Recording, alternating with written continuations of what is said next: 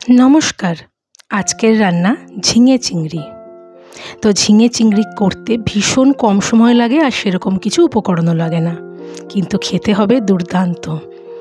एकटु गरम भातेर साथे एटा दारुण जाबे। तो এই झिंगे चिंगड़ी करते निये निয়েছি আমি ঝিঙে। এখানে আমি 1 কেজি ঝিঙে নিয়েছি আর দুটো ঝাল লঙ্কা দিয়েছি। লঙ্কার ঝালটা আপনারা আপনাদের বুঝে দিয়ে দেবেন। নিয়ে নিয়েছি চিংড়ি মাছ, ধুয়ে পরিষ্কার করে নিয়েছি। এবার আমি দিয়ে দেব সরষের তেল। তো আমি সরষের তেলেই করছি। তেলটা গরম হয়ে গেছে।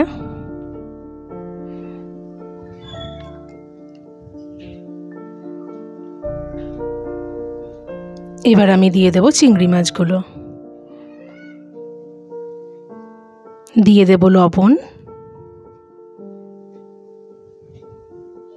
আর দেব হলুদ গুঁড়ো দিয়ে এবার ভালো করে একটু ভেজে নিতে হবে চিংড়ি মাছগুলোকে।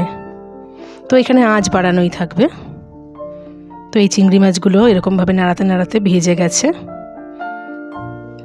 তো মাঝখানে একটু আমি জায়গা করে নিলাম, দিয়ে দেব আমি কালো জিরে, দিয়ে কালো জিরেটা একটু ভেজে নেব। আলাদা করে মাছগুলো আর তুলে রাখার দরকার নেই, এরকমভাবেই হয়ে যাবে। এবার আমি যে কেটে রেখেছিলাম ঝিঙেগুলো সেগুলো দিয়ে দিলাম আর কাঁচা লঙ্কাটাও দিয়ে দিলাম।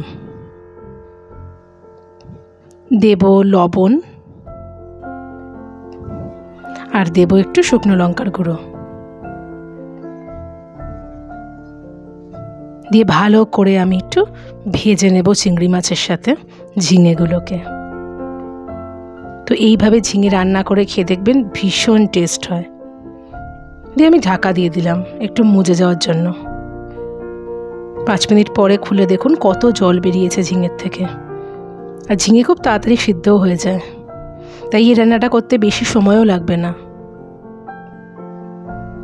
একটু নাড়িয়ে চাড়িয়ে দিচ্ছি, এখন অনেকটা জল বেরিয়ে গেছে। একটু জলটা মুজে গেলে আর চিংড়ি মাছগুলো ঝিঙের সাথে গন্ধটা চলে আসবে, তখন খুব টেস্ট হবে রান্নাটা। তো আবারও ঢাকা দিয়ে দিয়েছিলাম। তো খুলে দেখি যে অনেকটাই হয়ে গেছে, ঝিঙেগুলো পুরো সিদ্ধ হয়ে গেছে আর তেলটা উপরে উঠে এসছে।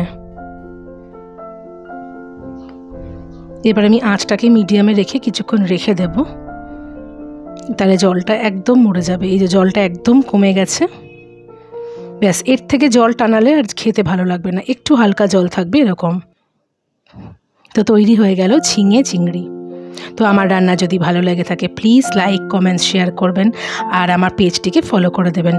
আর যদি আপনারা ইউটিউব থেকে দেখেন তো সাবস্ক্রাইব করে দেবেন।